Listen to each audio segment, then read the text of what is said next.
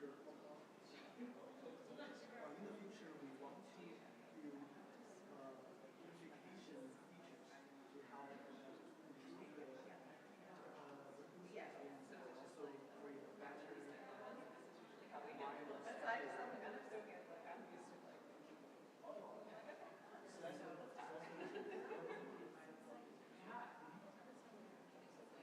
yeah.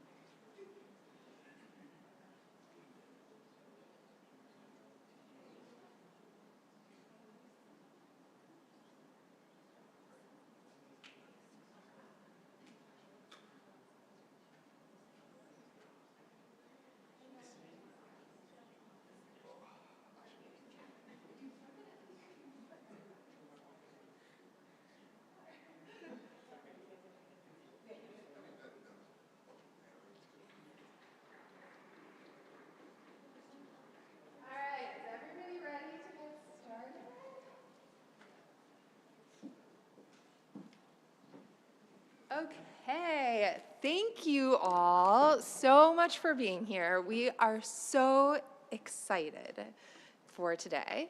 There is a large group of us that we plan this every year, and we get started planning it.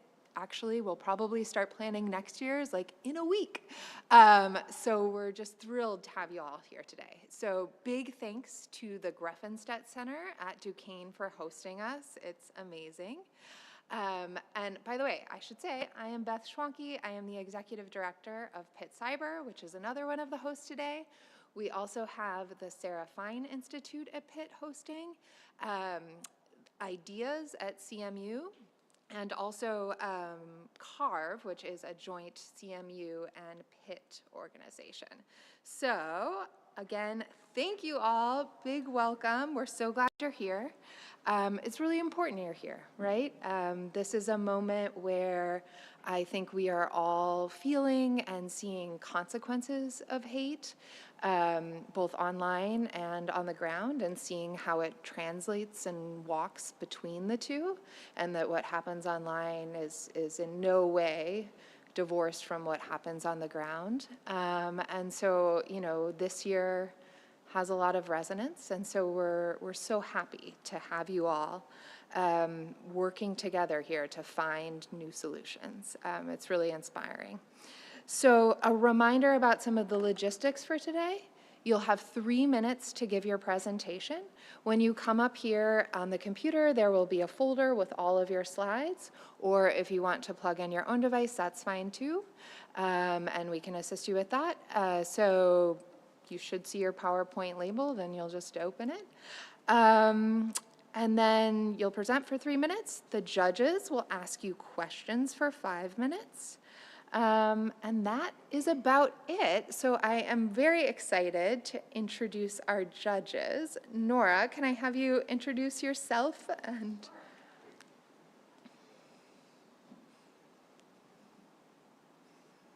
Oh, thank you. Hi, everyone. My name's Nora Mattern.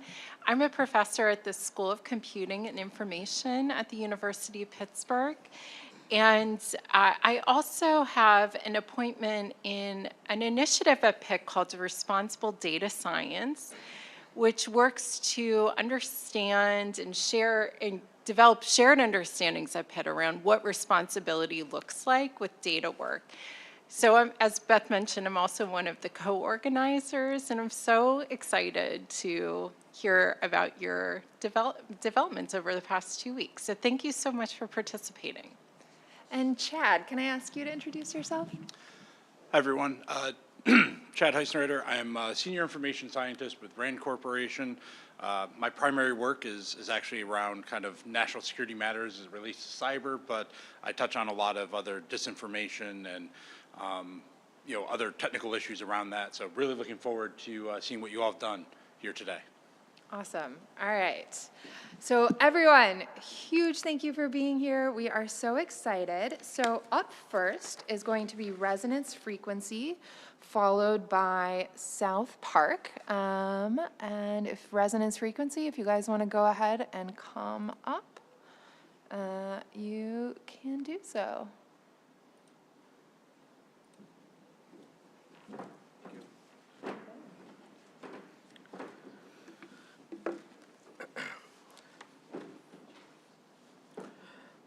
Hi, good afternoon, everybody. My name is Benny, and I'm a graduate student at the University of Pittsburgh. My colleague James and I are here to present and share our idea about creating a safe and engaging online space for kids. You can think of it like Reddit, but for kids. So that's where the name comes from. Kids plus Reddit is equal to Kiddit. A basic idea is here is that a kid signs up for a profile, and once inside they create or they can explore different forums based on their interests like science and art and gaming. They can post questions, they can share ideas, they can interact with each other in a moderated environment. The moderation happens is something that we are calling in the backend using OpenAI.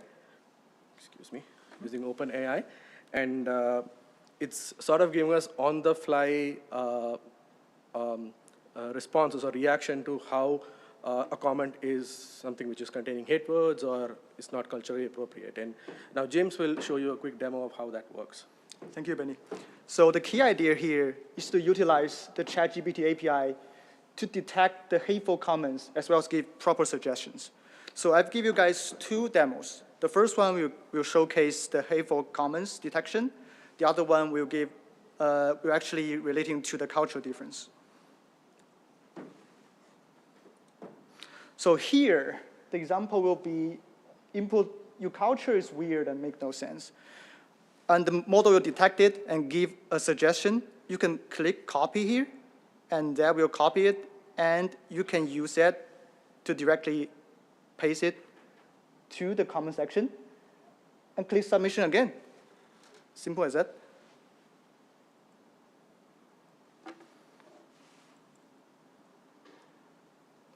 So here's the second demo. This one is more interesting because there's actually no hate words in the inputs. So input will be give you a clock as a gift.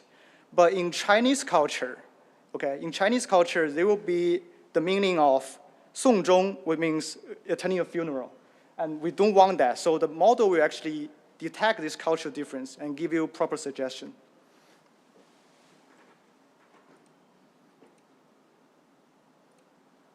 Okay, so in conclusion, we have built a web platform that can detect hateful comments and give you proper suggestion on the fly. In the future, we'll probably develop some gamification to improve like the user experience and also trying to build like a better education environment. Thank you so much.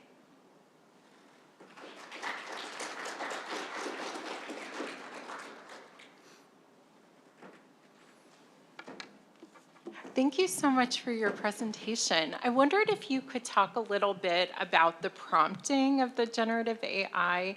So in terms of what you would be asking the AI to evaluate, would you be asking the AI to evaluate the question or the comment in the context of cultural sensitivity? Or would you be asking to evaluate based on a set of keywords that might be considered hateful? Could you talk a little bit about that prompt? Yeah, that's actually one of the key features of our website. So the prompt that will feed you to the model is automatically generated based on the set of rules we give. So that's a predefined rules. We read it in the script. And every time it actually goes through all the rules, and also they will consider both if there's a hateful comments in there. So one is detection. The other one will be like, might be a potential cultural difference inside the context? If there's such things, it will actually give you another set of suggestion. They'll combine them together and put them into a prompt for the model to output. Yeah. So really, really interesting. I was wondering how you might bootstrap this in regards to, we all know that social networks are only as good as kind of the user base that's in them. So you're introducing a new social network. There's a lot of kind of network effects that come with developing a user base. How would you attract people to this product? That's a good question. Do you want to answer it? Yeah. So the idea basically is that, and this is something we just conceptualized right now. We don't have a working model or a theory to prove that. But just like I have a PIT ID, like an email address, we're looking for something like a unique identifier from high schools or schools around the area so that we can use that as a reference for creating and ensuring that only students can log in. So this platform is only for students, being moderated, let's say by students, but with OpenAI in the background. And we are going to pitch that as an idea to schools in the sense that they can look at it as their cultural event or a cultural classes that they do for their kids, like how to prepare a kid to go to college and work with kids from different countries. Like for me, it's the first time I'm working with a Chinese or a Korean or a US. So by the time the next generation comes, they will be so well versed. They don't have the prejudice that we have in this generation. And yeah, the joke was that I thought I'm placing much more faith in the future generation than the current one. So that's it. Is there time for another? Okay, good. So yeah, that's interesting, and actually I really like that kind of framing of it as particularly being useful for kind of teacher cultural things. I want to kind of key in a little bit on, you mentioned kind of using unique IDs through schools and things like that. So one of the other questions I was going to ask about, of course, is, kind of the privacy aspects of this, right? And don't worry, I'm probably going to ask this to almost everybody, right? So using ChatGPT at the back end, obviously you're transmitting a bunch of information off to a company whose terms of service are vague at best, and certainly involve sucking in all this information. In this particular case, information being generated by kids. I was wondering if you had given any thoughts to that, particularly if it's potentially being tied to a unique ID. How might you deal with some of the privacy aspects of that? We haven't think about that, but probably gonna write scripts, like detecting, I won't say detecting, like, so there's a privacy notice for ChatGPT when using it, there's gonna be some sort of agreement for that. I wonder if there's an option for us, so we don't provide any information we put there as a training data for the future use. If that's possible, there's one way for us to like control the privacy leaks potentially.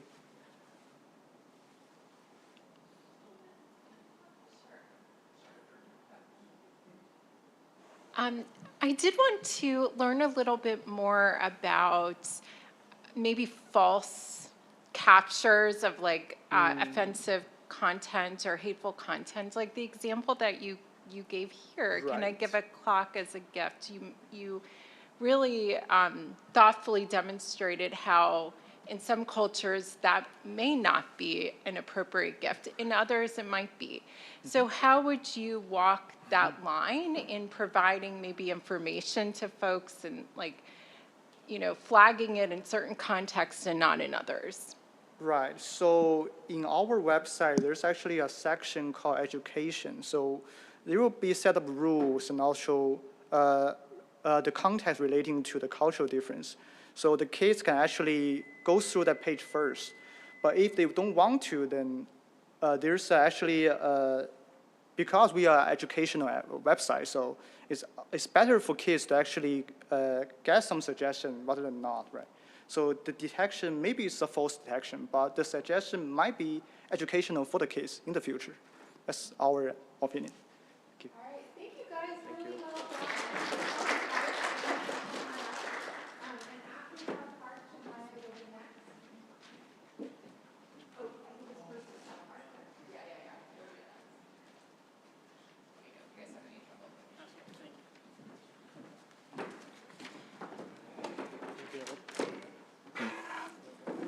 I don't want to be the guy.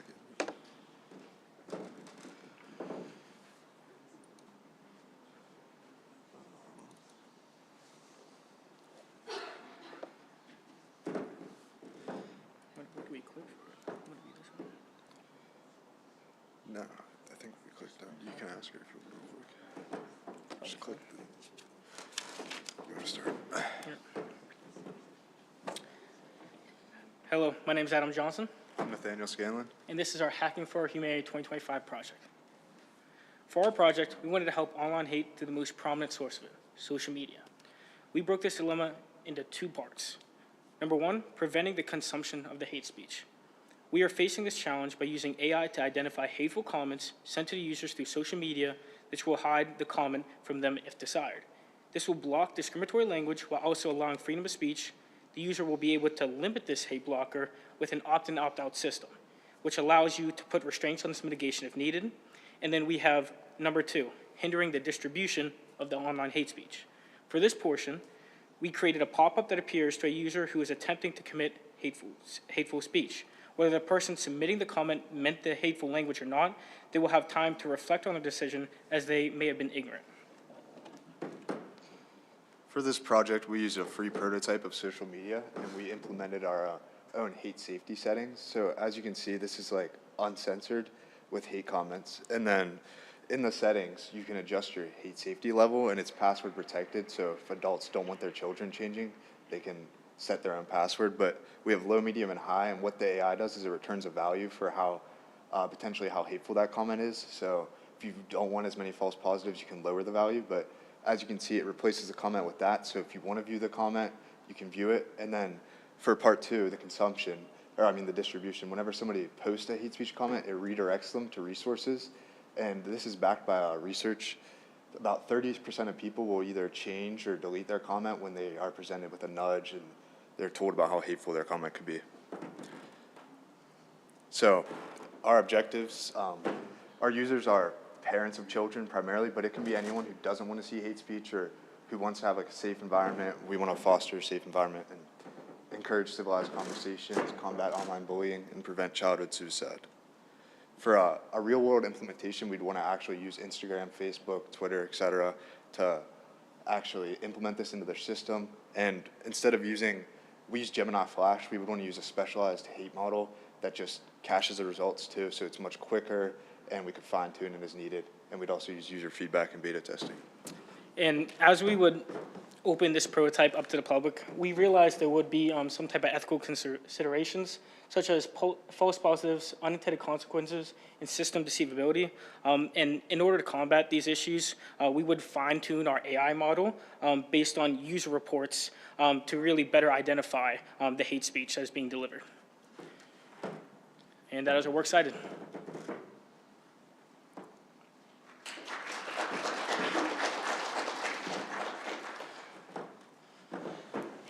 Yeah, thanks for that. That was really good. So I guess since I kind of already promised to basically ask this question, so you said you're using Gemini for your backend? Yeah, Gemini Flash. Okay. So maybe I'll augment it a little bit this time. So one, of course, is the data and privacy concerns. You'd already said that maybe you would look at other sorts of models. What sorts of construct do you think you would need to guarantee the things you want to guarantee? In order to address the ethical concerns that you raise, how would you see the architecture evolving going forward? So we would want to make our own model first off for privacy concerns, but for the second part of your question, we would, sorry, one second. Do you want me to take the second part? Yeah, could you re-ask that question? Sorry. That's all right. I think you kind of started down that path, right? That you would kind of use your own model. In that case, of course, then you've got kind of all this the maybe cybersecurity challenges, right? Mm-hmm. of dealing with your own model and dealing with the training and all of that. What sorts of, I guess, constructs need to be in place in the architecture to address the ethical concerns that you raised as part of your presentation? Okay, yeah. So as we would kind of move forward through this process, again, it's kind of hard. That's a kind of a hard question to answer as with a limited time frame. But as we would work through the process, it's just a matter of time. We're just working together with a great group that we can fine-tune this AI to actually better identify this hateful speech. There's different types of things we can implement, such as self-learning AI and et cetera. But yeah, again, it just takes time and framework. That is a good question, though. Also to add, we would still have like user reports, so we'd have people adjusting the AI. So when obviously people are going to try to get around it by typing things that aren't like syntactically hate speech, but that represent hate speech. So we'd have to constantly be updating our AI. Oh, thank you. Thank you both so much. I wondered if you could speak to ways that you might approach encouraging folks to opt in to the to this level of moderation, and to see maybe the value of it when it is a choice that they'll be given. So the distribution's not a choice. That would be implemented into the site for everyone. So anyone who posted would get that nudge real quick. But as for like parents and children, we would just want to display how much better the internet can be when you don't have those hate comments. And if we really start young, we think then people aren't exposed to hate. They might be less likely when they grow up to actually post the hate and overall just make the internet a better place.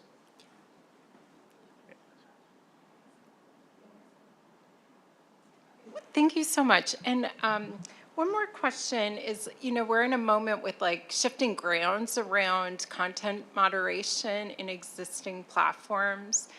So how might you approach advocating for the integration of this feature into existing social media sites? I guess we would try to basically demonstrate that ours still has free speech. So if somebody wants to be uncensored and they don't want content moderation at all, you're welcome to see whatever, and you can still post the comments. But it would be a choice. So if the user doesn't want to see it themselves, they don't have to see it, and that way people still have freedom, but we hope this could just make it better in general. Yeah, and again, this is mainly for, I would say for parental ideas, because a lot of kids, especially in today's society, do deal with online bullying and hate speech, and putting this parameter, especially a password, on the hate settings to be able to adjust this would completely almost eliminate and really mitigate online bullying, and like we said, can even prevent childhood suicide, etc. So actually, I was pretty close to what I was going to ask. I'll ask it maybe a slightly different way. Have you explored at all, like how much integration would it take to actually get this to work with something like Facebook or some other major social media site? Well, obviously, it would be a big project because you'd actually have to go into their code, and it would be different for each one. But after you did the upfront work, I think it would be worth it. So, because then it would already be deployed. Even if the AI is not perfect, it's easy to update the model. So it would require probably a few months of upfront work, but once it's integrated, I think it'd be a good tool. And I believe also like social media platforms kind of have this type of system where they kind of mitigate it, but not fully, and actually kind of hinder you be able to read the comment whatsoever at all. Our process actually just limits the person that does not want to see the hate speech, and again, allows for the whole freedom of speech and allow other people to read it as well. Thank you so much.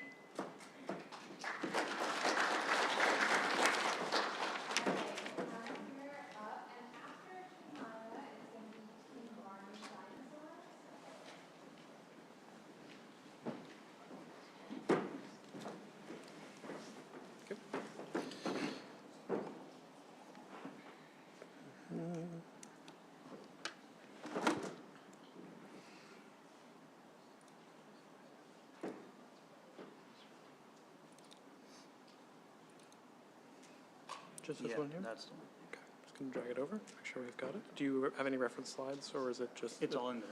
Okay, I'm just gonna disconnect this here.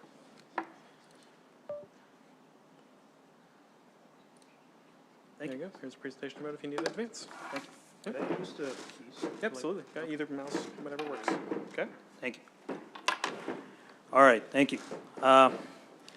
Immigration is a very hot topic these days. We read about it every single day, every single hour. And being a hot topic, I thought to come up with a policy proposal which specifically centers around farm workers from Mexico who work in the border states, the 4 border states, New Mexico, Texas, California, and Arizona. And I was thinking about countering online hate speech, which targets these workers through AI moderation, digital literacy, and policy reform. So what is the policy about? It mitigates hate speech against these farm workers, and the way it does it is through AI-driven moderation, then legislative action, and education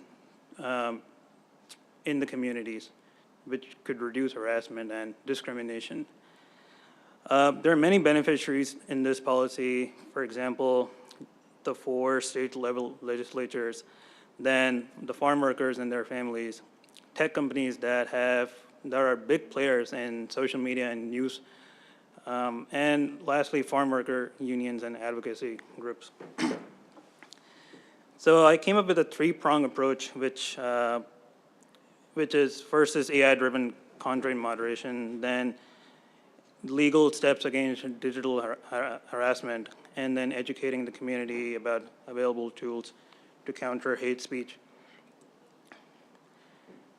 Now, from a technology perspective, what I was able to come up with was, how do we define hate speech? Then, could there be collaboration between companies or different organizations for AI moderation? Then how do we design this platform, and are we able to detect bias and then send quarterly hate reports to state governments? Then expanding like the definition of what hate crime is, and also protecting First Amendment, free speech under First Amendment.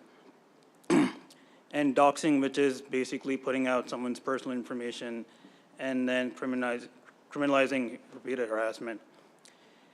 And lastly would be educating communities by conducting quarterly workshops and focus groups between different people, like it could be lawyers or family members of these farm workers, to educate more about the culture nuances and then the tools available to counter narratives and misinformation. There are drawbacks as well in this policy proposal, that there are bipartisan differences in passing legislation. Of course, it's a very polarizing issue. Thank you.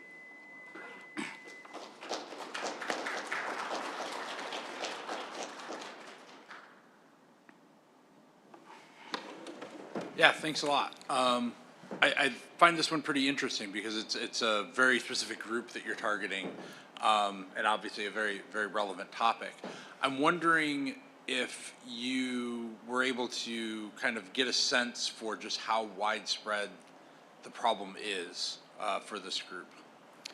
So it's a, give me 1 second. So there was this research done by Pew Research Center, and they saw like a 35% increase among the Latino communities in the border regions. So, and I'm guessing like it's gonna go up because like the way this administration has been acting to, you know, answer their voters and their voter base. And do you feel that they're being underserved by like kind of the policies that are already out there?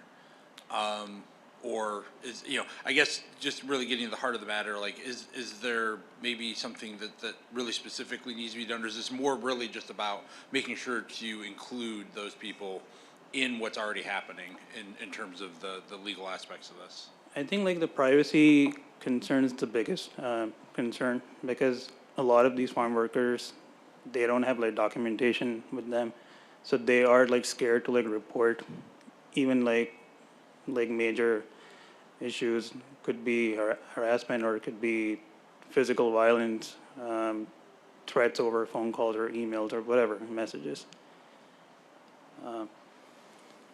Thank you. Thank you. Thank you so much. And as a point of clarification, could you share, are you envisioning this as a policy at a federal level, or that would be enacted by specific states? So to begin with, I thought of like 4 border states. And I was thinking we could do like a 6 to 9 month pilot project to see like how this goes on. And if this has like positive feedback, then we could expand into like other states which have like a high agriculture production, or what we call as bread baskets of the U.S. Okay, thank you so much. And I wondered if you could speak to the potential for unintended consequences for individuals who might be, you know, seeking protections or a response under this policy, but that might lead to exposure or vulnerability in terms of status and maybe concerns around deportation. Biggest one is doxing, I think. Somebody puts out your information, you're under threat now. And if this is being shared like on a state level, then I'm guessing there's obviously law enforcement getting involved, and they could check more into like the person's background and then the immigration status as well. There is a high concern that the policy which I came up with to protect these people could be used against them. So it basically backfires on these people.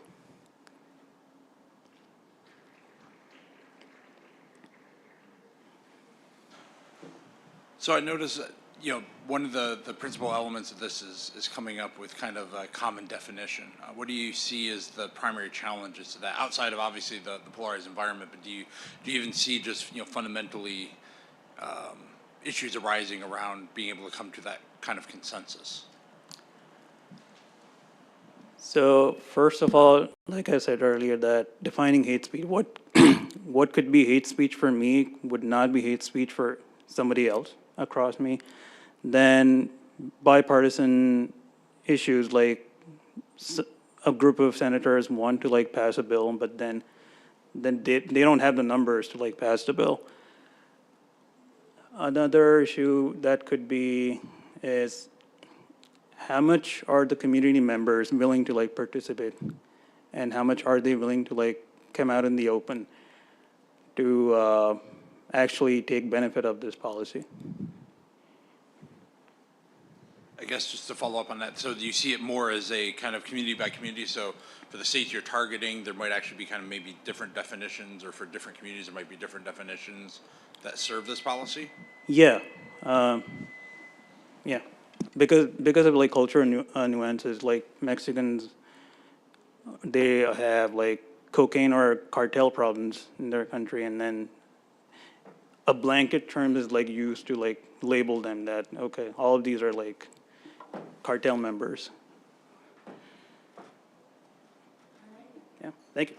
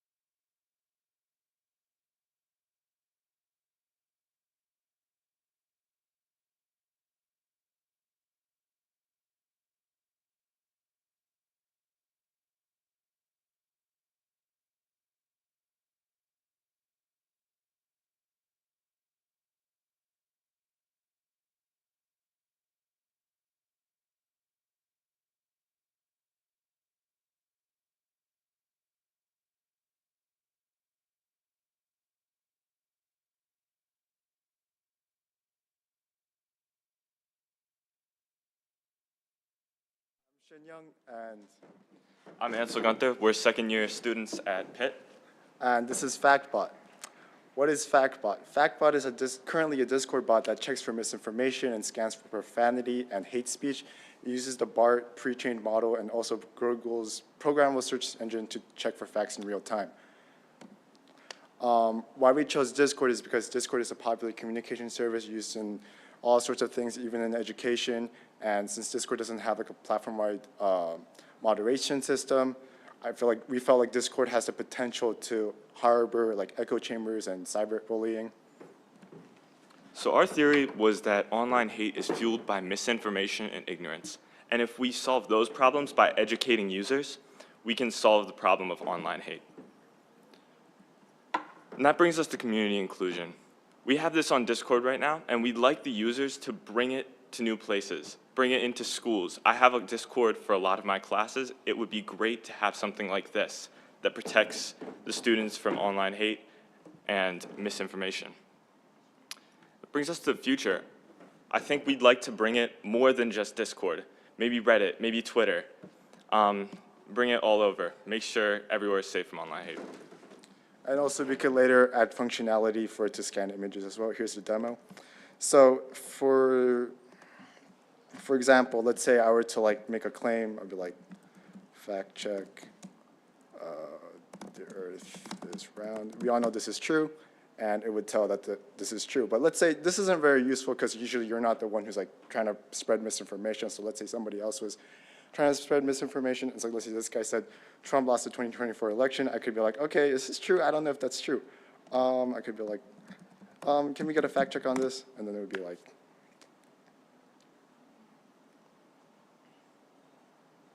and yeah, FactBot would say that this is false because this is false. Other thing is that it's always scanning for profanity. Like let's say, for example, this guy got mad and he sends a message. And also, FactBot can infer from the context of the message because it's trained on a large data set and it's a large language model. So it can infer that since even though there's no like bad words per se in this message, it could tell that it's not nice. And it flags the message and it also sends it to the moderator. I have the moderator role. So that's why I got the message in my DM right there.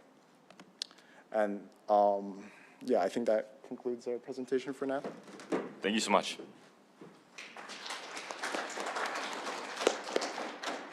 Thank you so much for the presentation and the demo. So just as a point of clarification, is the prompt the same if you're checking for misinformation or hate speech, or do you ask within the Discord environment? No, so Okay. because usually like you're just like chatting, so like usually it's just like regular talk. You're not making claims, right? So it only does the fact check when you call upon the fact check. If someone's like saying something, you're like, I don't know if this is true. You can ask it that, but it's always scanning for the context and the bad words in the messages. Oh, I see. Okay, thank you. And could I ask one more question? So I'm not a Discord user. I know that it's used a lot for courses and at my school. But I wondered if you could talk a little bit about the climate around content moderation in Discord and whether you see this as feasible to integrate this given that climate. So Discord doesn't have like a platform-wide bot that like moderates things. So I felt like there was like an environment where something like this is like important, like to fact check and also to moderate. And unlike like traditional bots that simply just like scan the message for like bad words or profanity, this is like, you know, it's trained on a large data set, so it could infer from the context. Like his message earlier doesn't have any bad words, but we could, you know, it's obviously not nice, and it got flagged by the bot.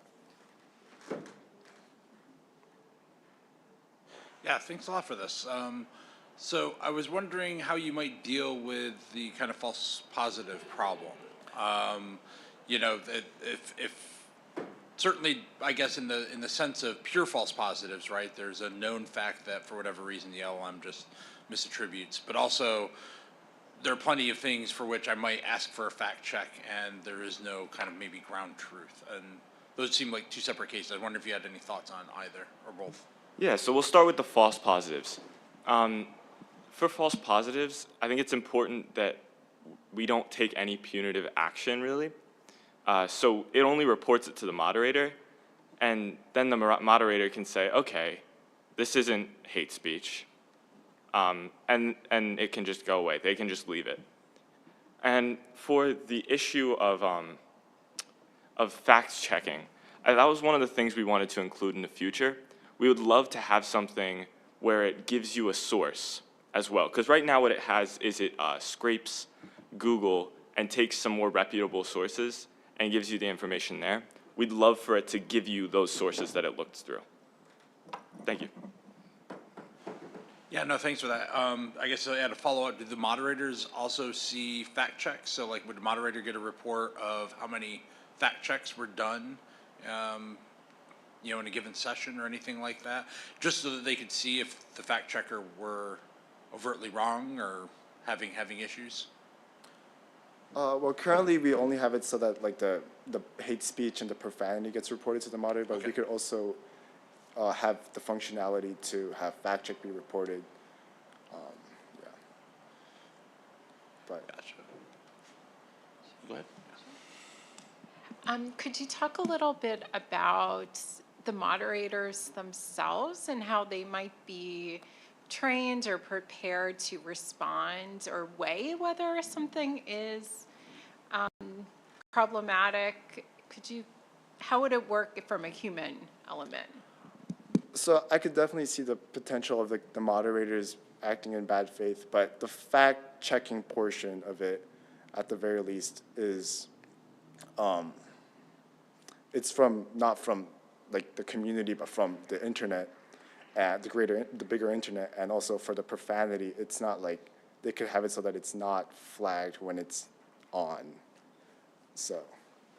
And I think as well, a lot of times these moderators are professors, are teachers, are coaches, and I think it could be really important that they bring the training they get to keep their classrooms and their teams safe from online hate, and they could bring that into the Discord. That's a good point. So really quickly, because I know we're near time, but you have an ambition to roll it out more broadly. Obviously, you know, the way it's set up, even the name of it fits nicely with the Discord environment. What do you see as some of the big challenges in scaling this out? So obviously not every platform works in like this chat kind of environment, but we could still have it, like let's say for example, if it was like a Twitter bot, we could just like reply to like a claim, like the command, and then like FactBot would like reply with if it's true or false, if it thinks it's true or false, and so on and so forth. And other like chatting systems could have similar implementations to this. All right. Thank you so much. Thank you.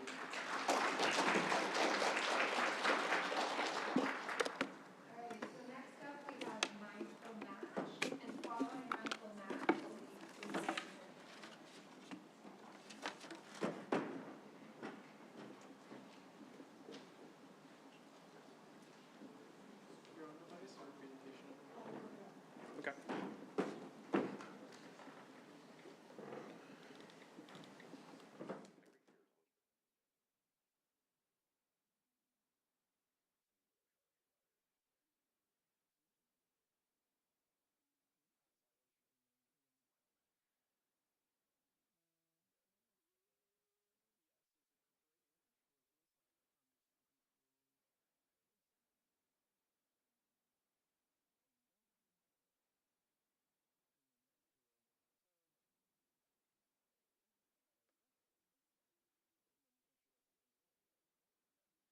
Yeah, I can do that. Ready for them? Are you ready? Yeah, go ahead. Afternoon, everybody. My name is Alex. My colleague Isabel Dobbs and I are both third-year law students here at Duquesne. Our project today is called Mindful Match. So what this is briefly using data pulled from comment sections, internet threads, identifying harmful or concerning language, and using this more as a redirection using pre-existing algorithms in these popular social media apps and functions. It's going to be primarily geared for those companies and platforms, for government agencies that do a lot with online, either counterintelligence or just regulation, as well as law enforcement. But overall, targeting struggling users' words or concerning behaviors, identifying their purpose to help provide positive feedback or sources to redirect what they're looking at. Basic theory on this is we all like seeing what we like online. That's how we choose what we follow and who we follow. Folks already look at what people are looking at and recommending to increase that in their algorithms to begin with. So this isn't, rather than restricting or using punitive actions for free speech, this is redirecting and trying to use that more positive reinforcement or more positive things on your feed or whatever it is you're looking at. So to kind of understand how this would be implemented, we used a data set that compiled different hate speech comments from various social media networks, and we looked using K-nearest neighbors to understand the language and how it correlates with each other, as well as common words. So as you can see from this cosine similarity matrix, all of the hate speech, whether it was malignant, meaning it is very hateful, leading to harmful actions out in the world, to just rude, all have similarities in their language, aside from threats, obviously, because those take a very different tone of voice. So using this, it has a high accuracy of detecting the hateful speech and categorizing it. Obviously, our data was a little bit skewed, so some of our categories had a lot more data, so the model was predicting it at a very high accuracy versus some of our data that was lacking in some areas. But this was able to visualize for us how the language is so similar and how even if it is just rude, it can cause a redirection in the algorithm. So basically, this is going to direct users' feedback and put them into harm reduction or productive free speech categories. So basically taking, if you were putting hate speech on the internet, instead of blocking it or taking it down or typing in, it's going to redirect your algorithm to maybe not put you into a confirmation bias of seeing other people that are constantly putting more hate speech on the internet, but maybe providing you users that also look like you, might identify with you, have similar political views, that might have a more positive presence on social media, and adding that to your feed. So basically, this is working on identification and redirection rather than restricting free speech, as that's a very hot topic in social media right now. And integrating this into the data sets and algorithms that already exist, it would be easy to do and not intrusive for users. Thank you.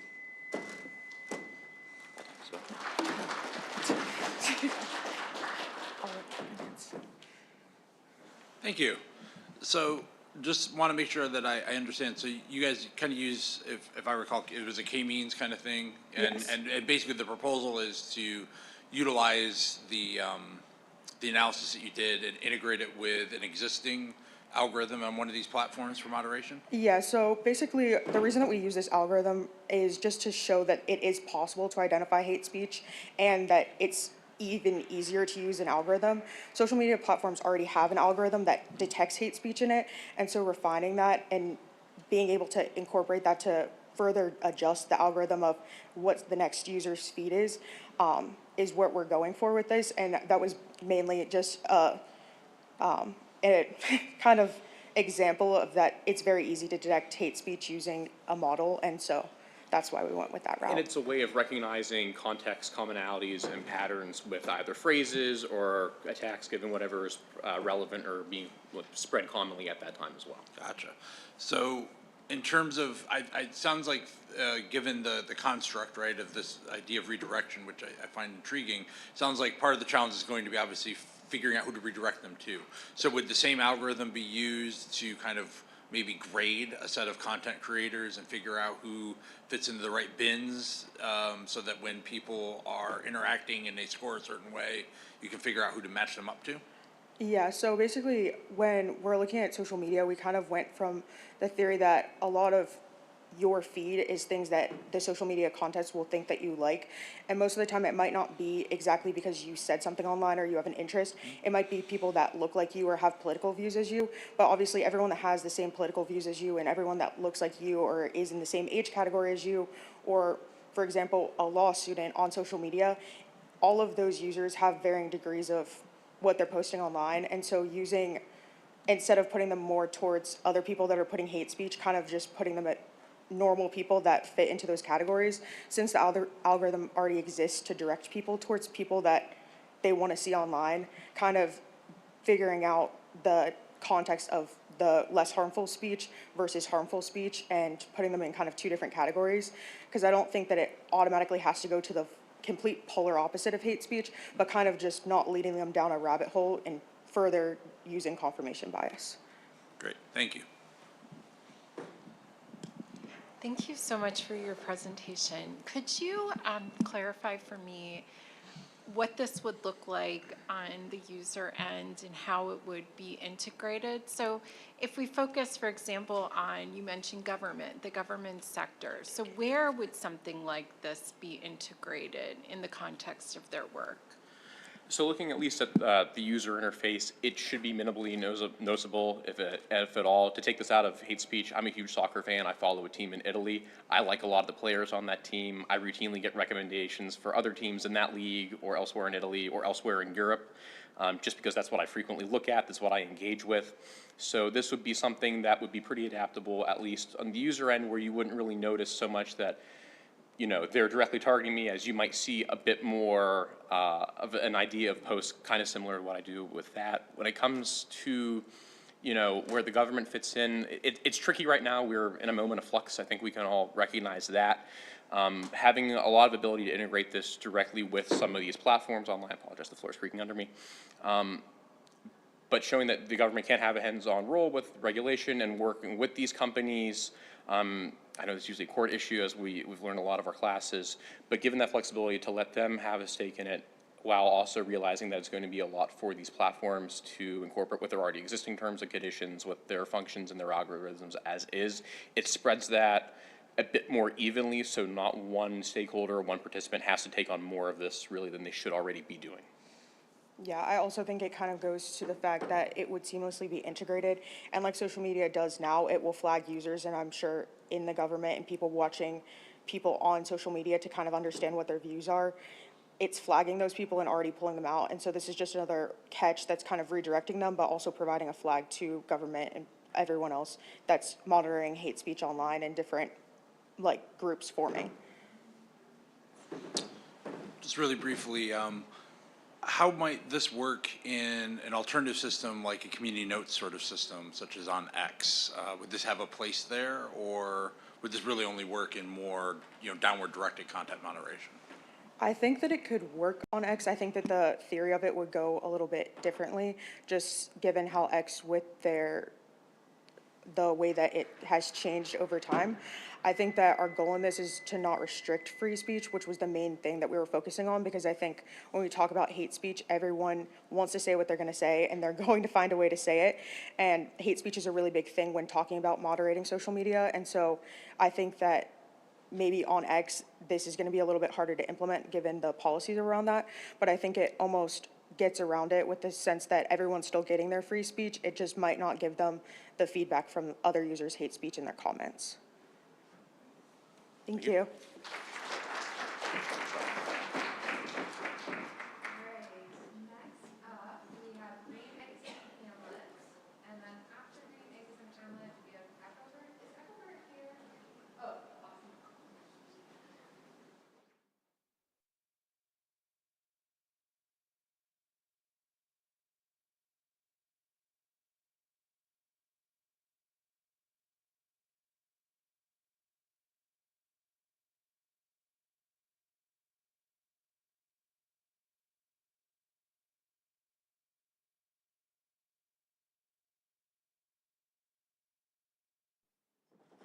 If you want to. Okay. Reintroduce yourselves first. Hi, everyone. My name is Piper. I'm Josie.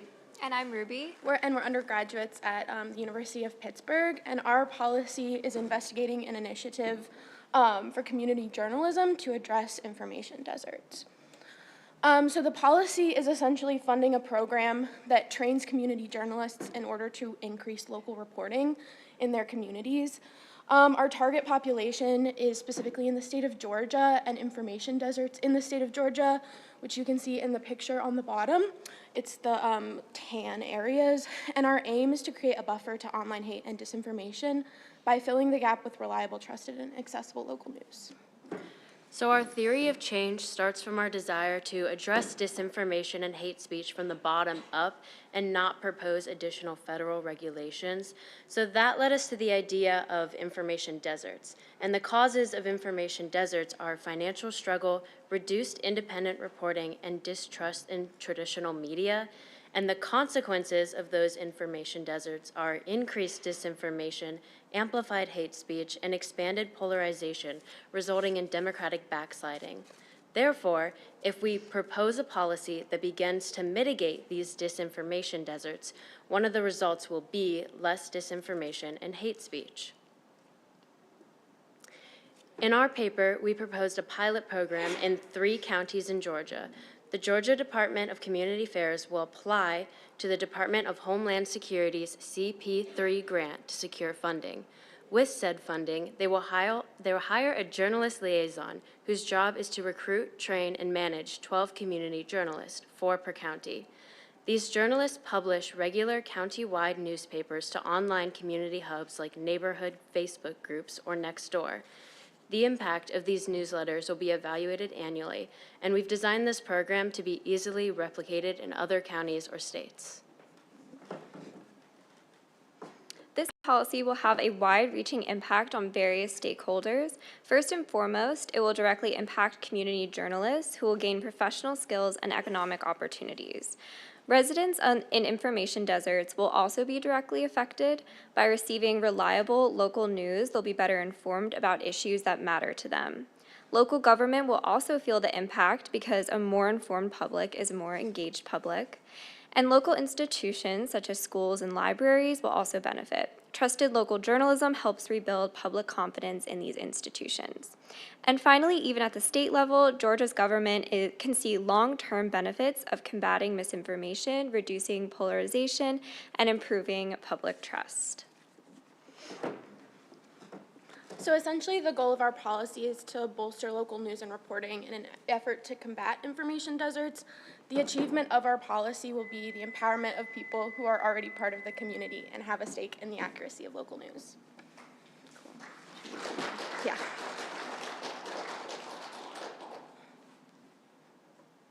Thank you so much for the presentation. So I wondered if you could talk a little bit about the identification of community journalists. How do you envision this program operating in the sense of finding these trustworthy, these sources who might be trusted in the community and training these folks as well? Could you talk a little bit about that? Yeah, so we're planning to do a marketing push that would involve these community journalists, or the journalists like liaison, going to the communities and going to school board meetings, town hall events, places where there would be integral community figures that would be present, and hopefully sending out this message, advertising this program, and then identifying people who would be hopefully business leaders, like small business owners, or people who, were on the school board, or people like that in the communities who would be interested in applying. Yeah, and additionally, we would want to, as part of the program, if they're hired, I mean, in our paper, we outlined they go through an interview process, they're paid a stipend. They'll go through like a disinformation training, hopefully, is the idea. And I mean, through that process, we'll hopefully get to know these people and ensure that they are dedicated to the same cause that we are. Yeah, thanks. So my initial question kind of follows along with that a little bit. So I think you're touching on a little bit of what I was wondering about, which is vetting. But maybe to take it in a different direction, sometimes, obviously people's views shift over time and events can happen. So how might you maybe, I want to say monitor, because that might be an overly strong word, but how might you kind of track over time to make sure that people's views weren't drifting in a way that was not conducive to the cause? Definitely. So an integral part of the policy is the journalist liaison. They are someone who has experience with journalism, experience with project management, is able to have communication with the community. And so part of their job will be to sort of vet the community newsletters to make sure that they are staying, sort of in that nonpartisan space, and to make sure that the news is being accurate when they publish that on those sites. In terms of operationalizing this, could you clarify if you're envisioning this as a government-funded initiative or something that would be supported by a grant? What are you envisioning? Yeah, so initially it will be supported by the CP3 grant run through the Department of Homeland Security, but our hope is that through this pilot program, that it can demonstrate that local news is important, and this avenue of local reporting is something that makes an impact, and that impact can be measured. And so then eventually some kind of nonprofit organization can be established that sort of like runs almost like NPR, where like other funds are coming to support that newsletter, and so it's no longer tied to the government. It's like an independent organization, but that initial involvement with the government is important for getting the program off the ground. Yeah, and I just wanted to add that the government involvement is particularly important, the funding, especially from the federal government, because we didn't want to put this burden onto like already existing organizations that didn't sign up to host some sort of like local news initiative. So we figured that starting something from scratch with a little bit of extra funding is the best way to get the ball rolling, and then it can develop into something more sustainable in the long term.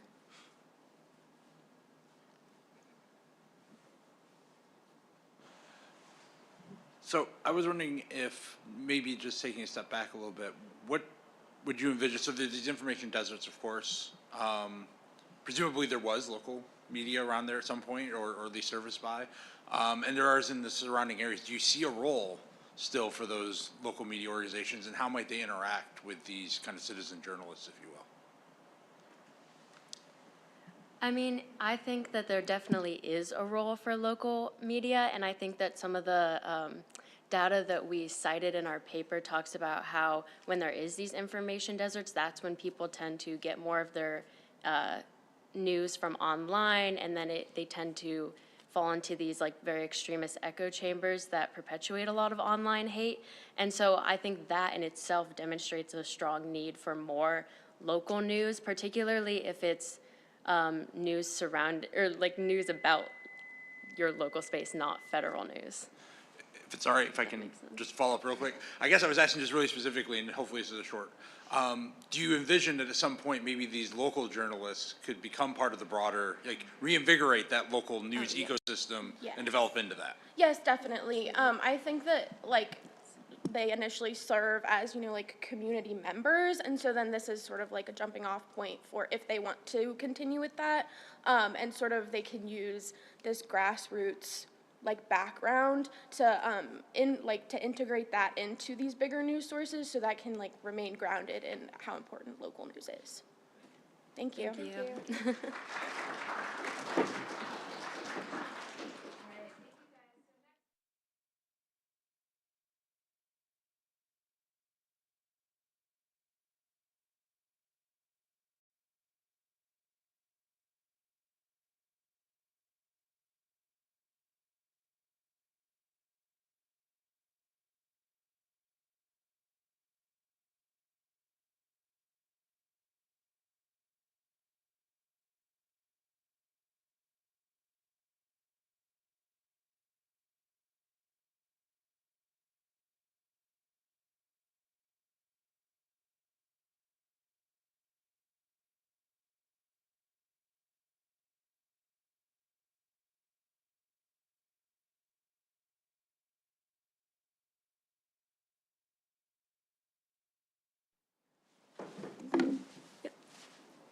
Hi everyone, we are EchoVert, and today we are going to talk about our project. So we are focusing on two things. One, preventing hate rather than just reacting to it. There's a huge burden on content moderators, and we sort of want to lessen that burden. And two, using tech to address systemic change, particularly in the context of social media, where there is a ton of predatory algorithms designed to amplify hate for the sake of profit. And we had a three-pronged approach. Our first pronged, as many others have had, is models to detect hate. And we extended that through behavioral analysis designed to also analyze things like nuance, perspective, constructive versus inflammatory dialogue, et cetera, et cetera. Our second prong is extending on that model to by creating pop-ups to discourage users from posting when a risk of hate or offensive language is detected. And then our third prong is feeding off of our model to redesign engagement algorithms. And here's sort of a quick diagram to see how that works. As you can see, 1 is sort of feeding into 2 and 3, and 2 and 3 need interaction with the tech base of social media platforms.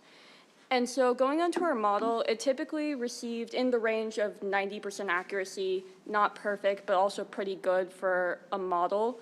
And we trained on multiple data sets. And from our initial predictor variable was text and using contextual understanding to detect it. And from there, we extended it into behavioral analysis. As you can see, we use several different things: nuance, perspective, conflict potential. And all of this has come from pre-existing libraries. Python has a ton.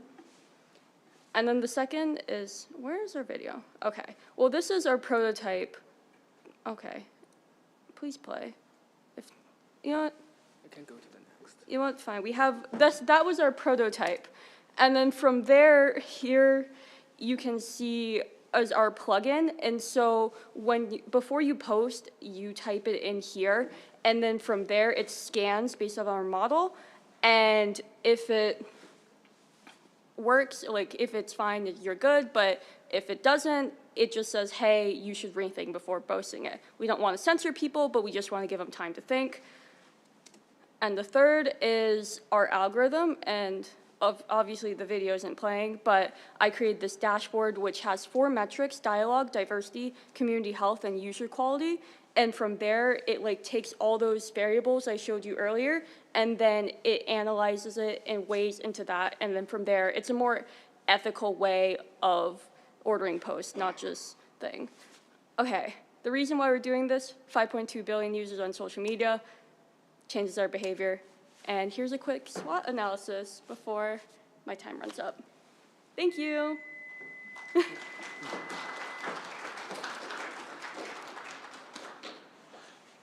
Thanks for that.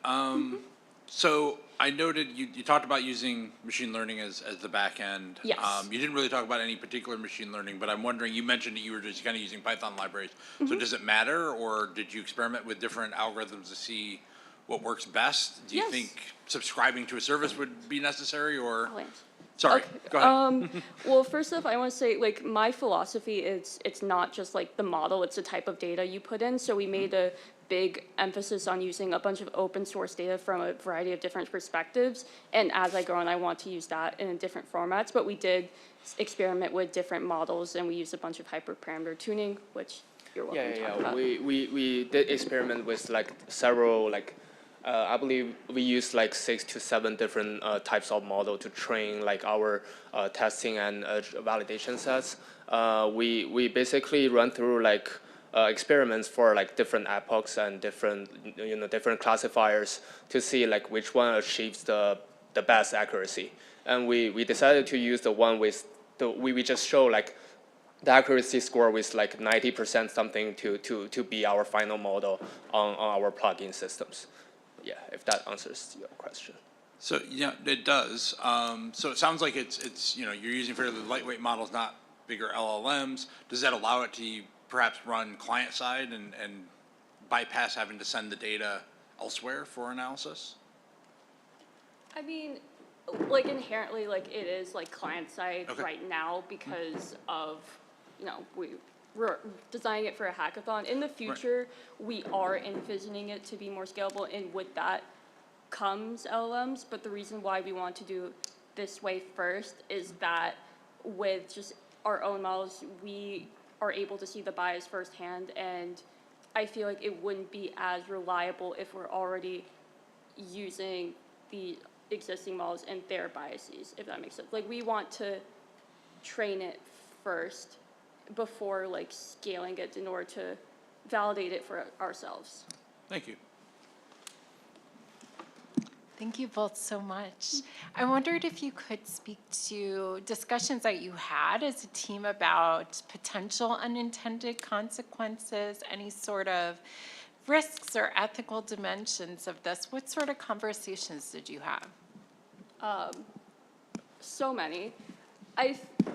It's hard because, especially with the algorithm, it's hard to determine what is nuance and what is inflammatory versus what isn't. And as language evolves over time, that will change. But we're combating that by being very particular about how we source our data sets and how we train our models. And in like our algorithm, we decided to weight like user rating more heavily than those other factors because users inherently will have that linguistic understanding that machines don't. So we wanted to prioritize that when ordering posts, if that makes sense.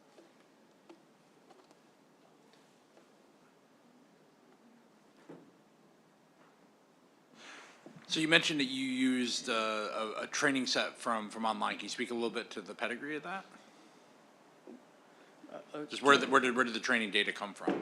Oh, so like we used a training data like most on using the data set from Kaggle, but we do also extract some of the Reddit like comments and see and compare them with like the Kaggle data sets to see like because the Kaggle data set doesn't always provide the best like some of the data are not hate speech, but they are labeled as hate speech, or some are like vice versa. So we also like tuned our we also like changed several classes on the Kaggle data set to make sure the data is more accurate.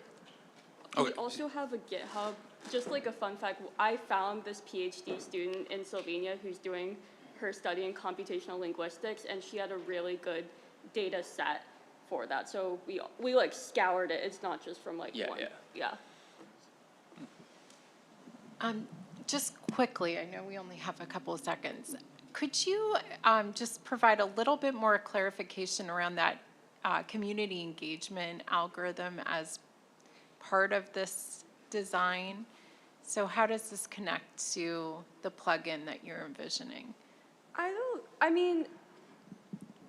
don't envision it like connecting per se. I think they're both ways that social media companies should envision like embedding into their system. Like that plugin is really more like user facing and sort of like, and then that algorithm is more on the back end, and they both like work in conjunction with these companies rather than like being together. Like they do work together, but like not directly.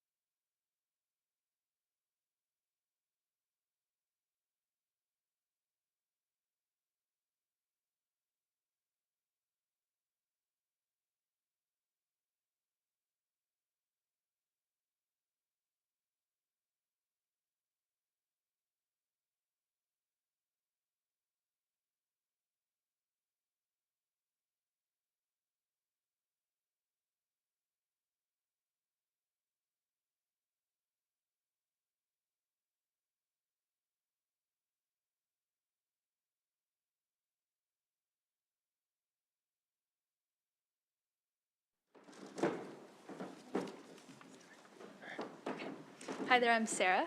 I'm Sal. I'm Michaela. And we're the team Parakeet Clouds. Every day, the average person spends over 6 hours online. And for college students, that can sometimes jump over to 8 hours a day. We consume hundreds of documents ranging from tweets and videos, all curated as keeping us possible. And what's engaging from this content is mostly negative.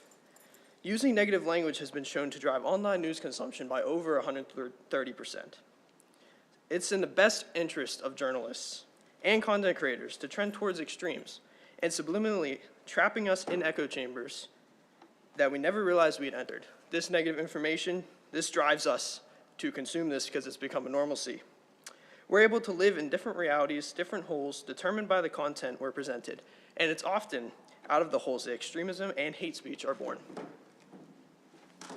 And that's where Parakeet Cloud comes in. We've developed a Chrome extension and dashboard to analyze and summarize the content users consume using machine learning models for sentiment, emotion, political, and stereotype analysis. By helping users recognize their own biases and how content influences their judgments in real time, we aim to combat the root causes of online hate, fostering a more inclusive digital environment. And now let's see how it works. So first off, it lets you visualize your digital bias by, once you download the plugin, you can view a summary of the page you're on by clicking the Parakeet Cloud icon in the top right corner of your browser. It doesn't just show you a snapshot, it helps you track how your content consumption changes over time. If you want a broader perspective, you can also switch to the overall stats and the bias insight to see a summary of your overall trends. And this is also the personal dashboard, which gives you a deeper look at your habits. On the left, you'll see a breakdown of how much content you've consumed in the past 24 hours, with an hour-by-hour view of shifts in your reading or viewing patterns. And then on the right, which it showed previously, you'll see a negativity monitor, which tracks the amount of negative content you've encountered, and a radar chart which visualizes how your content skews towards different emotional tones like anger, fear, joy, etc. So for example, after using Bias Insight for just a day, I noticed that nearly all the content that I tend to consume leans left. And so by knowing this, it can help me approach right-leaning viewpoints with a different mindset and with more awareness, understanding that people in different echo chambers engage with entirely different narratives. With Parakeet Cloud, we are giving people the tools to cut through the noise, to recognize toxic group thinking, spot divisive rhetoric, and challenge stereotypes. As we stay mindful of what we take in and put out, we can rise above negativity, foster meaningful discussions, and push back against polarization. We know change won't happen overnight, but it starts with awareness. The change starts with us. The change starts with you. With Parakeet Cloud, let's take back control, one person, one choice at a time. Thanks for listening.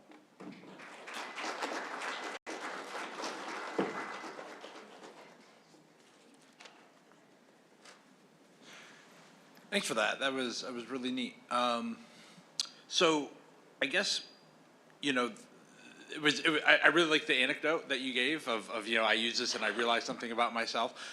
What do you think is going to be necessary, other than just getting people to download it? What do you think is going to be necessary to get them to engage with it, right? Because obviously it worked for you because you had a desire to understand this about yourself. Or what other sorts of, I guess, do you need to do some sort of ad campaign? Do you need to do some sort of awareness? You know, what else needs to happen in order to get people to engage like you did? Yes, definitely. I think that I think by downloading this app, like by downloading the extension, I think there's an inherent like implied interest. Like, you know, I downloaded it, like we started it because I was interested. And so like, you know, when you download the extension, it sort of implies like, oh, I'm kind of interested in, you know, what kind of content I consume.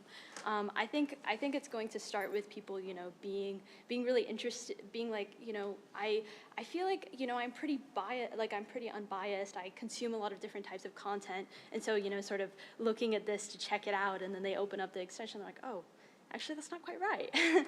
And I think in terms of, you know, spreading awareness, like, we could, in terms of like getting more people onto the app, like this is a Chrome extension you can literally download right now and use on your computers. And so, you know, like we can publish this onto the App Store and like, you know, engage with obviously like an ad campaign if we really wanted to continue spreading it. I hope that answered your question. Thank you. So in your introduction, you talked about ways that we're drawn in by news, the use of negative language. So are you envisioning this plugin would be something that folks would enact for social media sites, but are you also envisioning like other types of news sites that we're interacting with, like, you know, New York Times, CNN, and so on? I think this could work for, like, honestly, like any app, like news, social media, mainly because when you go on news sites, there's a lot of like negative language that you see, and that's mainly what brings people back, and that's mostly what keeps them engaged with the information, because negative information seems to continually bring people back no matter what. And even on social media, continuing on, there's always information that you see that like you continually brings you back. Yeah. Like you want to continue consuming it. Yeah, here are a couple examples. Like we had a Wikipedia page. Like this runs on everything. So it runs in the background. It also runs entirely locally, and it uses pre-trained models. So everything is happening on the computer. All of the data collection is happening on your computer. It's not getting uploaded anywhere else. But yeah, it runs on every website, just in the background. Yeah, that was actually going along where I was going to ask. So running locally, so obviously there's no data kind of transmittal. Do you think, is there concerns for folks who like share a computer or something? If there's this information being collected about everything I read, are there any privacy issues that might arise there? I mean, in terms of permissions, it's essentially sort of the equivalent of like, your browser history. It's the same level as your browser history. Fair. You can see what tabs what tabs you've been looking at previously. It's the same thing with this. And so like it'll run on the specific user that's using like it's not on the like high level root access of the computer or anything like that. And it's all pretty much text analysis at this point? Yes, Yeah. it is text analysis. Could you talk a bit about ways that you'd encourage through this application action that follows this knowledge? So if somebody observes, okay, oh gosh, I'm interacting with a lot of angry content that is angry, how would you then encourage them to maybe kind of revisit the sites or the ways that they're interacting with online information? Do you want to answer that? Okay.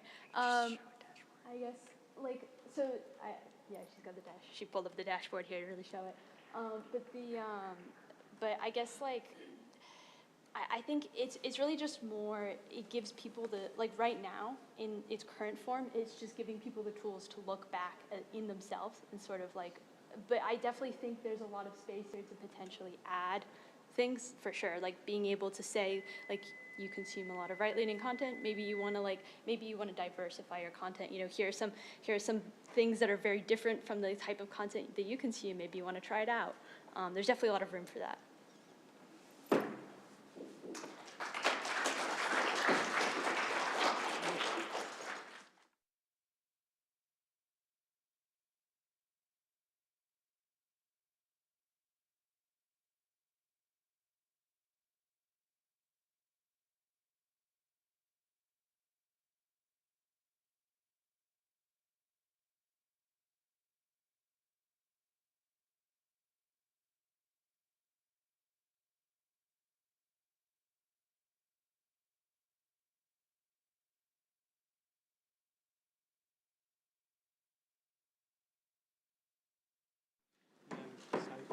This will advance the slide here, or you can use the mouse and keyboard as well. Gotcha. All right, thank you.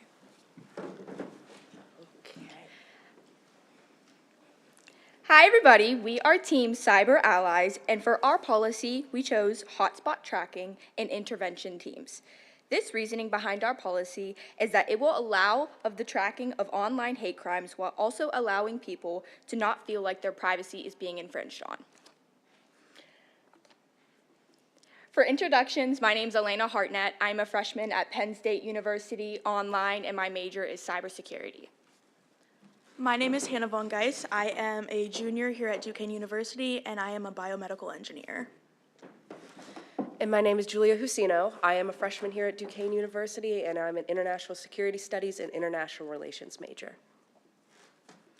So talking a little bit more about our introduction, I have a small little paragraph up there with about 3 sentences, but relatively it's saying that our policy is an implementation and a creation of a team specialized from different backgrounds.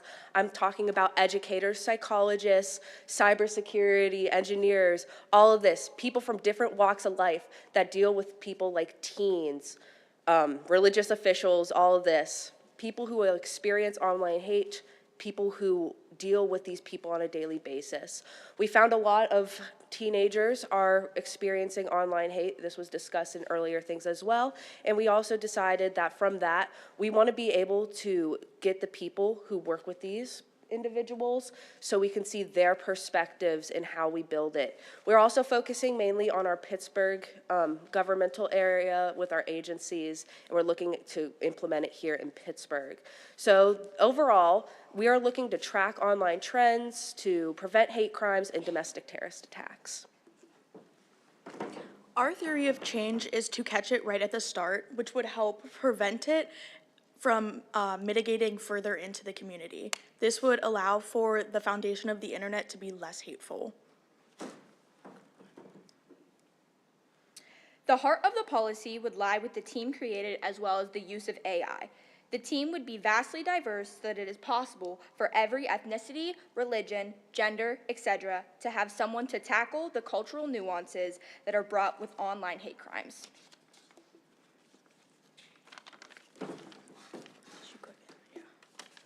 So there's going to be various ways that the community can be affected and useful in this. One of the biggest ways is having the community report the crimes themselves, as well as having an intervention team that is made up from the community. Overall, we find that our policy matters to promote a safe and happier community, both online and in person. And we find that achieving this is finding where it's needed is what's going to best help us achieve this. Thank you.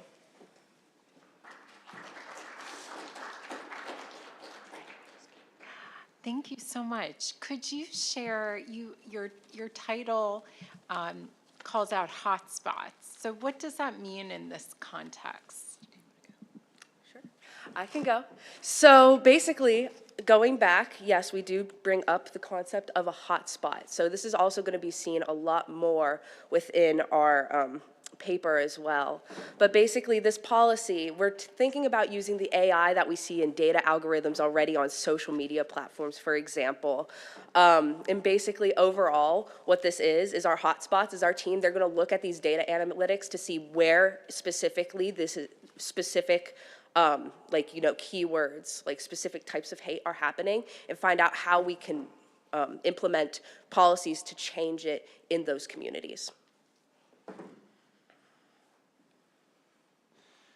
Yeah, thanks for that clarification. I will say the first time when I read this last night, I was thinking hotspots as in like Wi-Fi hotspots in it. It threw me for a second, but I'm tracking. So would the idea here be that these community teams have some sort of kind of direct line or insight coming from the social media sites that allow them, so like if, I don't know, let's just say, Meta identifies that a bunch of users in a certain geographic area are using certain language or something like that, that there's some sort of line or message that kind of goes out to the team and says, hey, these things are happening in your community. Would it deal with like who it is? Would it deal with just the topic? Like, how do you envision that interaction playing? So it would mitigate towards like the area itself, not necessarily specific people, which would also help with keeping your privacy and not feeling like you're infringed on. But I would say overall, it's like figuring out, like as you said, a hotspot is like an area around you. It's figuring out that area where it is most needed. Could you talk a little bit about how the team would move beyond identification to maybe education, advocacy, outreach to these areas where the hateful speech had been identified? So what would the community, these folks do next? Well, I personally find that since we do have that diverse range of career fields and, backgrounds coming into our specialized intervention team, I find that they are going to be able to have the resources themselves already, such as connections, people, systems, networks that they're already actively engaged in and be able to put that into their own perspective on how to create that change. I unfortunately don't have our team already ready. Otherwise, I would have probably asked them, well, hey, what do you have available at your disposal to help us? But something that, once we make that team, is something we would be able to answer more clearly. You mentioned a little bit about the team constitution. Would they be volunteers? Would they, I guess I'm kind of wondering how would the whole thing be resourced from their end? And how would you kind of ensure that you were bringing together the right mix, I guess? You know, would it be different if different issues arose, or exactly how would that work? Right, so I personally find that volunteer teams are going to be our best case scenario for this policy, especially when we look at things like making sure we are having enough community inclusion. Now, I'm not saying everyone who wants to volunteer will be accepted into this team, but I do believe that first getting an application of those interested, then doing a few background checks, maybe an interview, you know, things that are going to help us engage that community and find out what we're looking for. And then as we start filling our ranks, continue accepting applications and finding out what we're looking for and bringing those specific people in. Could you speak about how your group talked about unintended consequences while you were envisioning this policy? Yeah. So a big thing is our first concern that came up was protecting people's private data. I'm a person who is very protective of my own online digital footprint. This was actually brought up in our first ever meeting together. The big thing is we're going to ensure that we use the public domain, so nothing that is private would be collected from our data.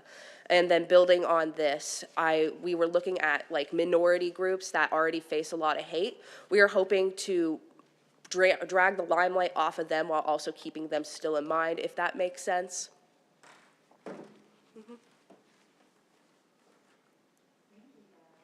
Thank you.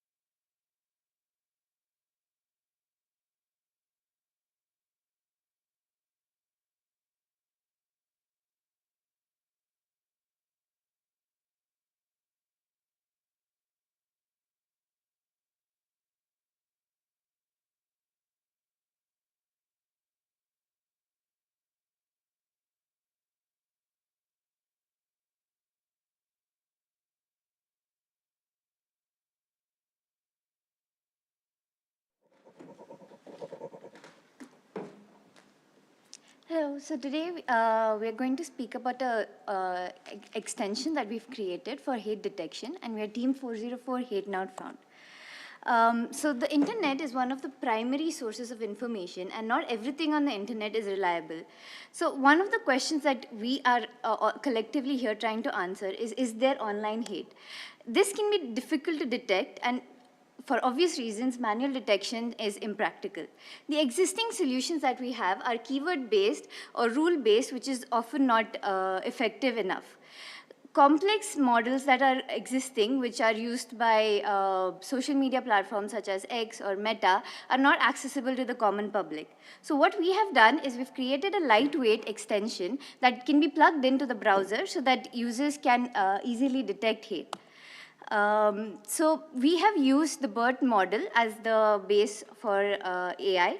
The main reason why we chose this, it creates context, not just based on a single word, but the words that surround it. So this helps us detect hate in a wider, bigger articles and wider ranges. Our methodology was to initially train the data using data sets such as news articles and social media comments. And we have trained it to an efficiency of 93% at the moment. The project has two main components in it, which is the lightweight extension and the backend, which does the computing and gives us the hate index. So to show the flow, we have a quick demo over here. So for the purpose of this demo, we asked Google the one question: how has Trump's whatever decisions he's made impacted the U.S. economy? So so we've taken articles based on the same question from the Google Chrome results. So this first one, you can see it says it's not, there's no hate and it's safe because it's all positive comments. We have another one which does highlight some risks, but still they're constructive criticisms, so they are not exactly hateful. We have another one that has criticisms but also has like moderate hate in it.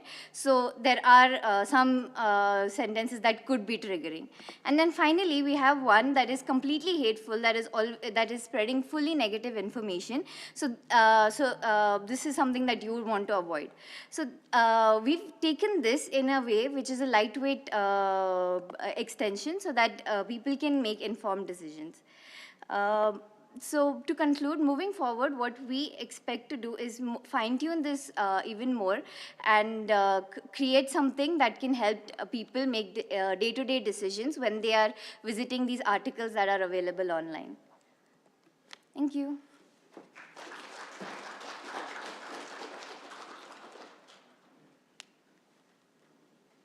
Yeah, thanks for that.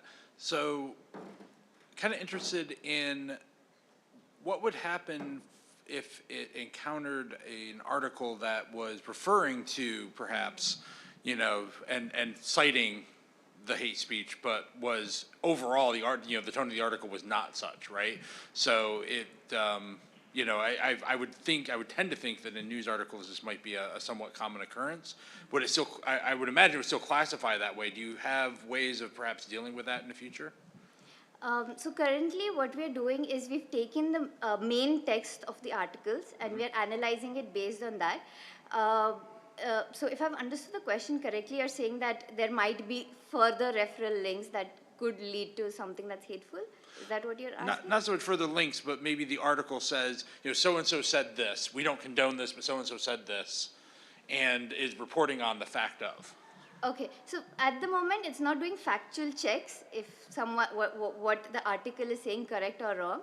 It's basically taking the text and analyzing the tone and seeing if there are any statements that could be triggering in terms of like emotional triggers to, like, you know, portray hate in it.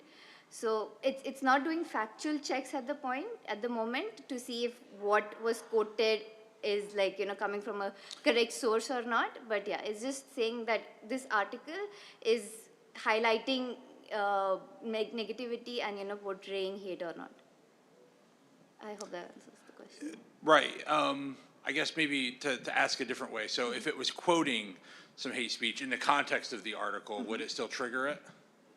Yeah, as of now, it does trigger it. Yeah. Yeah, as of now, it would trigger it. Yes. Thank you.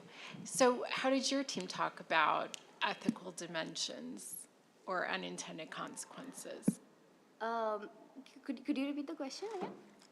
So are there potential for unintended consequences that, you know, might lead to harm with this plugin, or what sort of ethical dimensions exist with your design?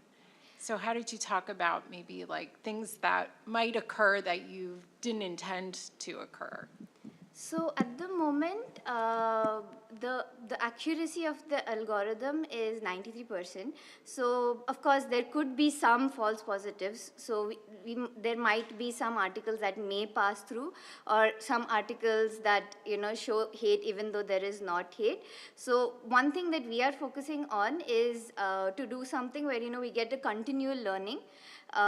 So we would also, like, you know, in the future try to take like user feedback. So if someone has like seen that, okay, we have reported something as a hateful content, so at least in the initial phase we are planning to get like user feedback so that, you know, they can report to us saying that you said that this was, you know, hateful content, but it wasn't. So that we can, you know, try and fine tune our model based on this feedback as well, so that that like future users can get like better outputs from this. But apart from that, from privacy aspects, it's not collecting any like data, or it's not like we're not saving any data, or it's not for any specific users. So as you can see, it's just a plugin. There's no dashboard or anything at the moment associated with it, so we're not saving anything. It's more like for users to make at the moment decisions. So yeah, so that's mostly where we are like keeping our scope for the moment. So actually, along that line, I noticed it looked like it was an HTTP request that was going back with the information to the back end. Yes, yes. Yeah. So, like, in terms of just kind of cybersecurity, as you evolve the program, you'd probably, TLS that. Yes. Are there other kind of cybersecurity or other kind of system concerns that you could imagine? So in the prototype phase at the moment, it's using a basic Flask API. That's why it's like using HTTP at the moment. But when it's like it's not in a prototype phase and it's fully developed, of course we'll make it secure connections. Since there is they're just downloading the extensions. We're not having anything where they're saving credentials or there's no history that is saved. Additionally, if like we are mostly aiming and keeping the scope for publicly accessible articles and not something like that requires a subscription or needs to be downloaded.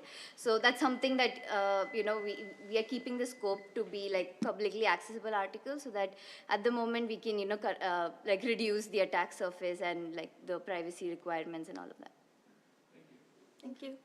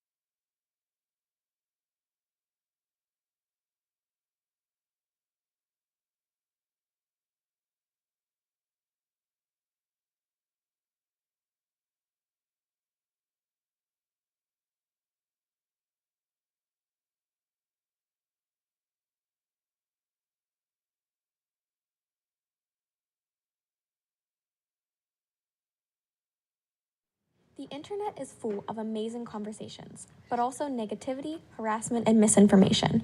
Our solution? CareCloud, a third-party AI moderation system and chatbot that is integrated by companies into major social platforms like Meta and Reddit.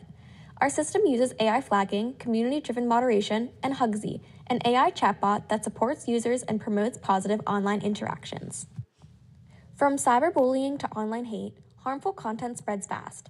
Current moderation tools either over-police or let too much slide. Users also face harassment without emotional support. That's where our solution, CareCloud and Hugsy, comes in. CareCloud's AI moderation system works in 3 core ways. The first being that every social profile has a 1 to 5 star rating based on their engagement. Positive interactions, your rating stays high. Negative or harmful interactions, your score drops. This system makes users more accountable for their online behavior and helps lessen the idea that users can just hide behind their keyboard with no implications. The second is that our AI automatically detects harmful content using keyword recognition, sentiment analysis, and context detection. But AI isn't perfect, so we also have a diverse community moderation panel to help prevent bias and ensure fair decision-making. Third, if a user's rating drops to 1 star, they must complete an educational module before they can continue using the platform. We also use IP tracking to prevent banned users from simply creating new accounts. Hugsy is an AI-powered emotional support chatbot designed to create a safer, more supportive online space. It is developed using the latest research on hate speech and emotional well-being. It is our vision that Hugsy will always be available to all platform users, but will proactively reach out when someone is affected by online hate. Hugsy provides comfort by actively listening and acknowledging feelings, while also guiding users on how to respond to and protect themselves from cyberbullying. It encourages self-care and positive thinking, helping users manage stress and emotional challenges. In addition to offering support, Hugsy can explain how AI detects hate speech and summarize research on its effects. Its use of emojis makes emotional support more accessible, especially for users who may struggle with social cues. By combining AI-driven moderation with emotional support, Hugsy ensures that online platforms are not only safer, but also more compassionate spaces for everyone.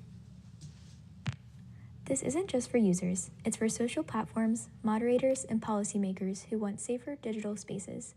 By integrating into major platforms, our system promotes healthier online discussions, reduces harassment, and improves user accountability. Hugsy and CareCloud tackle hate speech, user accountability, and victim support in one seamless integration. Hugsy is live and ready to chat with you. Scan the QR code you see on the screen to meet Hugsy and have a conversation.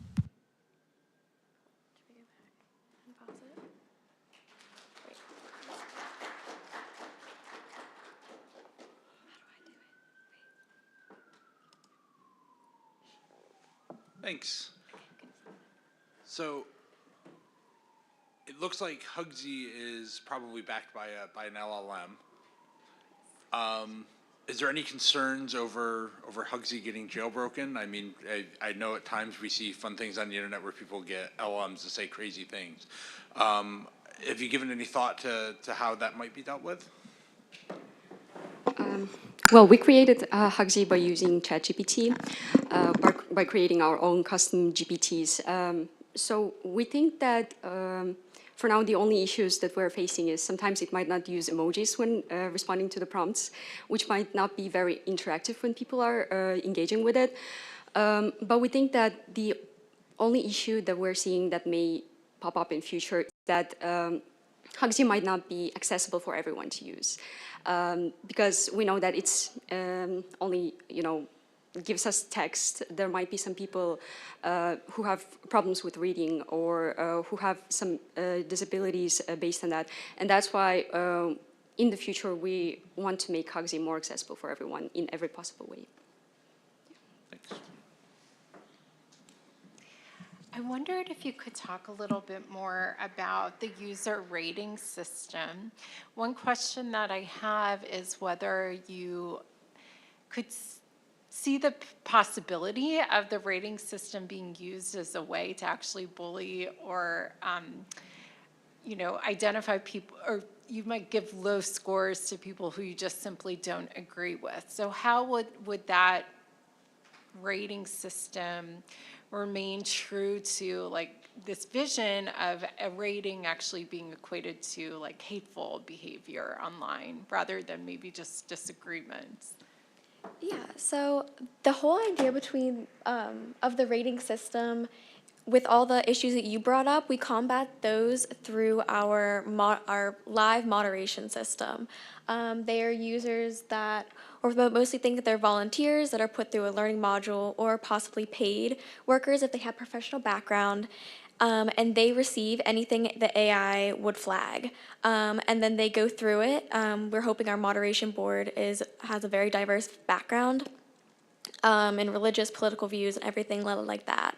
And they basically say, is this just sarcasm? Is this just someone not agreeing with it? Or is this actually hate speech? So that is our way of kind of combating people's ratings going down when they shouldn't. I was wondering if you could talk a little bit about the online courses that, so you mentioned once their ratings fall below a certain amount, they take these courses. Where do those courses kind of come from? Are they general internet sites, and is that something that the moderator would curate? So for now, we don't have any courses ready for the people who will have low ratings on their social media profiles. But maybe in the future, working with actual therapists or working with more diverse teams, we can create our own custom courses for the people to go through and then maybe improve their rating on the social media apps.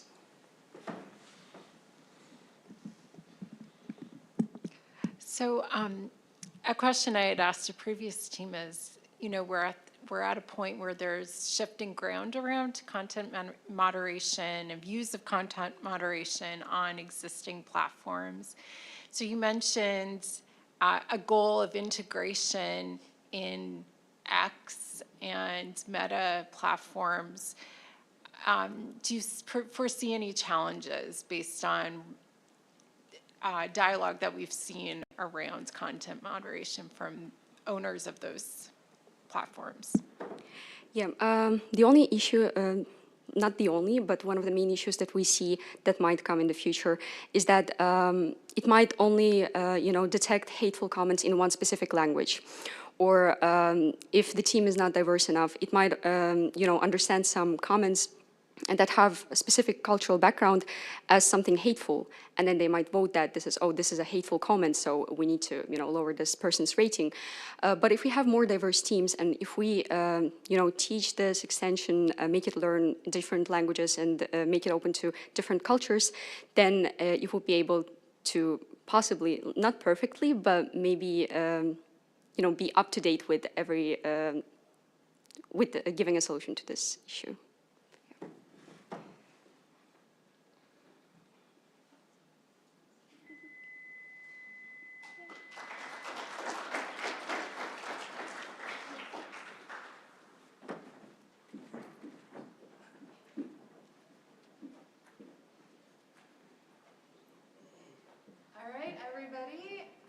Congratulations, you guys all did such a great job. It was so fun to see all of the hard work you've put in, and I think we all leave a little bit more optimistic. So the next thing that is going to happen for people in the room, you are going to go have an ice cream social, enjoy. People watching along online, I'm afraid we do not have an ice cream option, but at 3:45, you can join us on the other Zoom link, and we will see you there. And folks, we will see you back at 3:45 in that room, but enjoy ice cream in the meantime, and then we'll find out the different places. So thank you.